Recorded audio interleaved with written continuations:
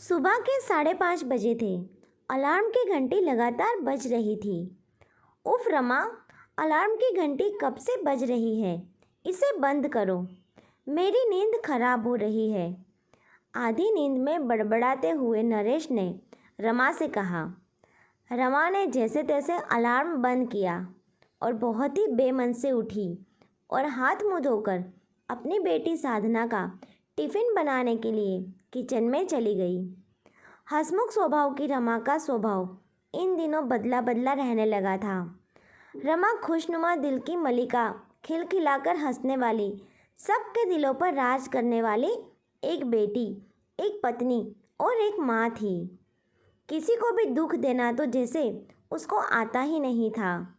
रमा और नरेश की शादी को 16 साल हो गए थे। शादी के 5 साल बाद उनको एक बेटी साधना हुई। साधना के जन्म के बाद रमा ने अपनी टीचिंग की नौकरी को छोड़ना उचित समझकर बेटी साधना के पालन पोषण का दायित्व निभाना अपनी पहली जिम्मेदारी समझा। अपनी जिम्मेदारियों को खूब निभाती हुई रमा एक अच्छी पत्नी और एक अच्छी माँ का रोल अच्छे से निभा ही रही थी। समय बीतता गया। साधना अब 12 साल की हो गई थी। बेटी को अच्छे से पाल पोस कर बड़ा करने में उसकी पढ़ाई लिखाई और घर के कामों को निभाते निभाते रमा ने अपने ऊपर तो जैसे ध्यान देना ही बंद कर दिया था। नई नई शादी के बाद पूरा बन ठन के रहने वाली रमा अब पहले जैसी रमा नहीं रह गई थी। साधना, उठो, माँ ने बेटी को जगाते हुए कहा। स्कूल के लिए देर हो रही है बेटा, उठ जाओ, स्कूल बस भी आती ही होगी।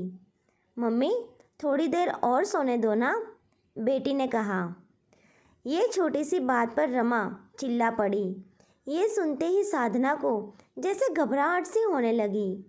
थोड़ा गुस्से में और कटु स्वर में बोली, क्या किस्मत पाई है तुम लोगों ने, तुम्हें भी कोई फिक्र नहीं और तुम्हारे पापा को भी।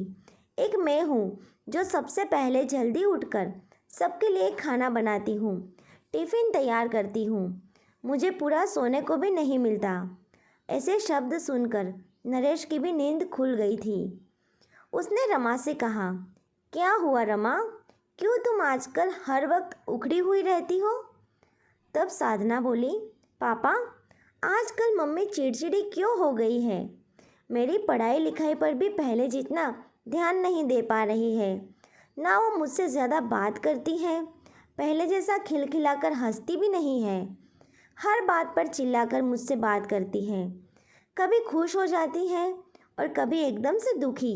12 साल की साधना अब काफ़ी समझदार हो चुकी थी। उसे अपनी माँ के अंदर आए बदलाव का साफ पता लग रहा था। नरेश ने साधना से कहा, कोई बात नहीं बेटा, अभी तुम्हें स्कूल के लिए देर हो रही है, तुम उठो और फटाफट से तैयार हो जाओ, मैं इस बारे में तुम्हारी माँ से बात करूँगा। साधना के स्कूल जाते ही नरेश ने बड़े प्यार से रमा से कहा, अच्छे से 2 कप चाय बना लाओ, साथ में बैठकर पीते हैं। पर रमा ने कहा, आप ही बैठकर पी लो, मुझे बहुत काम है। नरेश भी अपनी पत्नी के व्यवहार में आए बदलाव को इन दिनों साफ स्पष्ट महसूस कर रहा था। रमा खुद नहीं समझ पा रही थी कि ये उसे क्या हो रहा है। छोटी छोटी बातों पर गुस्सा कर देना, जल्दी से किसी बात का बुरा लग जाना, किसी काम में मन ना लगना, ऐसे कई लक्षण उसमें साफ देखने को मिल रहे थे। पति के घर आने पर उनसे ठीक से बात नहीं करना, खाना बनाते वक्त खाने में कभी नमक तो कभी मिर्च का तेज़ हो जाना, यह सब आम बात हो गई थी। नरेश अपने दोस्त की बीवी, जो कि डॉक्टर थी, उससे इस बारे में बात की और अपनी पत्नी के सारे लक्षणों के बारे में बताया। तब डॉक्टर ने नरेश से कहा, नरेश, 40 की उम्र में आते आते महिलाओं में हार्मोन्स इनबैलेंस होने लगते हैं। कुछ महिलाओं में 40 से पहले ही या कुछ महिलाओं में 40 के बाद यह समस्या देखने को मिल सकती है। आप खुद पढ़े लिखे हैं, आप जानते ही होंगे कि हार्मोन्स वो कारक होते हैं जो कि शरीर की गतिविधियों को कंट्रोल करते हैं। कुछ हार्मोन्स हमारे मूड को नियंत्रित और अनियंत्रित करने का भी काम करते हैं। नींद कम लेना भी इसका एक कारण होता है। इसलिए हर महिला, खासकर एक माँ जो माँ बनने के बाद अपना कम अपने बच्चों का, अपने परिवार का ध्यान रखती है, अपने अच्छे खान पान के साथ अच्छी नींद लेना बहुत ज़रूरी है। जिस प्रकार के लक्षण रमा में देखने को मिल रहे हैं वो हार्मोन्स के असंतुलित होने का नतीजा है। आप एक काम करो, रमा को मेरे क्लिनिक पर ले आओ।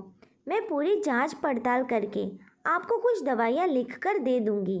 साथ ही साथ लाइफस्टाइल को बदलने की सलाह भी दूँगी। कुछ दिनों में वो ठीक फील करेगी, लेकिन आपको भी उसका पूरा ख्याल रखना पड़ेगा। ऐसी अवस्था में एक महिला को प्यार की, सपोर्ट की, अपनेपन की ज़रूरत होती है। जहाँ तक मैंने रमा को जाना है, वह एक बहुत ही सुलझी हुई और खुशनुमा दिल की महिला है। उनसे मिलकर मुझे हमेशा खुशी ही हुई है। सबको खुश रखने वाली को अब हमारी ज़रूरत है। मूड का अनियंत्रित हो जाना कई बार अपने कंट्रोल में नहीं होता। ऐसे में कई बार इंसान गलत शब्द बोल देता है जो कि वह बोलना नहीं चाहता। उस समय हमें ध्यान रखना चाहिए कि ये उनके मूड स्विंग की वजह से हो रहा है। ऐसे में पति को और परिवार के बाकी लोगों को उसका साथ देना चाहिए। प्यार, अपनापन और सहानुभूति पाकर महिला या पुरुष जिसके साथ भी ये समस्या हो रही है अच्छा महसूस करते हैं और ज़िंदगी की गाड़ी बहुत अच्छे से चलती रहती है। मैं भी एक बीवी हूँ, एक माँ हूँ और एक डॉक्टर भी। ये लक्षण मैंने भी बहुत बार अपने में महसूस किए हैं। उस समय आपके दोस्त ने मेरा बहुत साथ दिया है, क्योंकि पति का साथ इस अवस्था में बहुत ज़रूरी होता है। घर की गृहस्थी को चलाने के लिए पति और पत्नी का आपस में तालमेल होना बहुत ज़रूरी है। नरेश को डॉक्टर की बात बहुत अच्छे से समझ आ गई। उसने डॉक्टर को धन्यवाद कहा और रास्ते में घर आते समय एक फूल वाले से फूल का गुलदस्ता खरीदा और घर आकर अपनी बीवी को दिया। गुलदस्ता देते समय एक प्यारी सी मुस्कान बिखेरते हुए रमा से कहा, मेरी प्यारी सी बीवी की पहले वाली हंसी वापस लाने का समय अब आ गया है। और नरेश ने रमा को अपने गले से लगा लिया।